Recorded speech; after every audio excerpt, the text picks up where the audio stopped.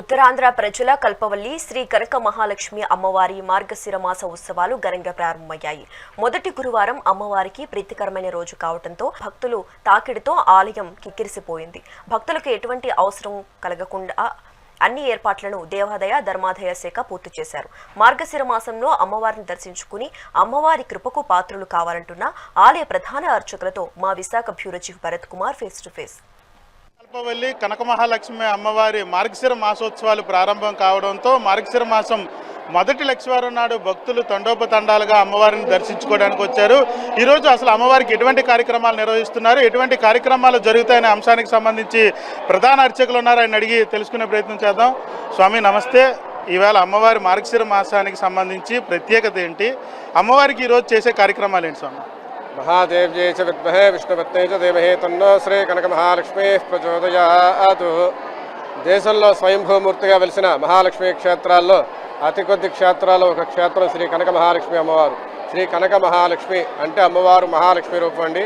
అమ్మవారు ఇక్కడ స్వయంభూమూర్తిగా అదేవిధంగా స్వయం పూజా క్షేత్రంగా వెలిసి ఉన్నారు. అమ్మవారికి ఇక్కడ మార్గశిర మాసం అంటే మార్గశిర శుద్ధ పాఠ్యములగాయతూ మార్గశిర శుద్ధ బహుళ అమావాస్య వరకు కూడా 30 రోజుల పాటు ఎడతెరిపి లేకుండా విశేషంగా ఉత్సవాలు జరుగుతాయండి. ఈ 30 రోజులు కూడా చాలా విశేషమైన రోజులే. అందులో అమ్మవారికి గురువారం నాడు చాలా విశేషంగా భావిస్తారు. ఎందుచేతనంటే పూర్వకాలంలో అమ్మవారు మార్గశిర మాసం గురువారం నాడు ఆ బావిలోంచి తీసి అక్కడ ప్రతిష్ఠించడం జరిగింది.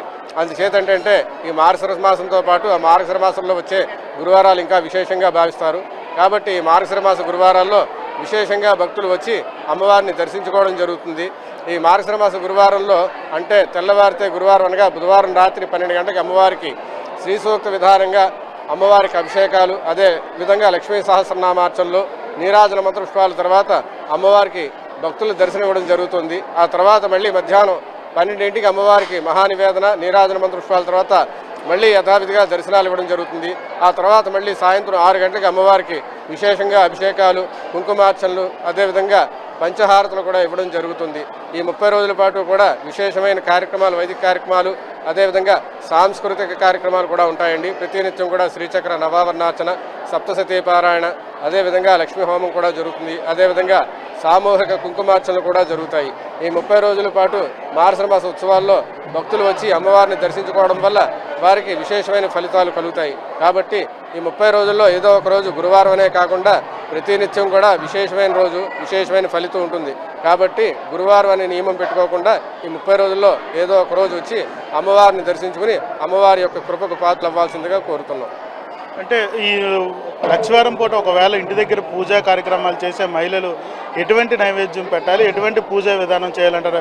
అంటే లక్ష్మీ అమ్మవారిని పూజించినట్టే పూజించాలంటారు, ఎలా పూజించాలి? అమ్మవారు మహాలక్ష్మి రూపమేనండి. కనక మహాలక్ష్మి, మహాలక్ష్మి అంటారు కాబట్టి అమ్మవారికి మహాలక్ష్మి రూపంగా ఏ విధంగా పూజలు చేస్తామో మన లక్ష్మీ అష్టోత్తరం, లక్ష్మీ సహస్రనామాలతో కుంకుమార్చనలు, అదేవిధంగా శ్రీ సూక్త విధానంగా పూజ ఎలా చేసుకుంటామో అదేవిధంగా కనక మహాలక్ష్మి అమ్మవారికి కూడా పూజ చేసుకుని అమ్మవారికి క్షీరాలను నైవేద్యం పెట్టుకుని అమ్మవారికి ఉపవాసాలు ఉంటే చాలా విశేషంగా ఫలితాలు అందుతాయి.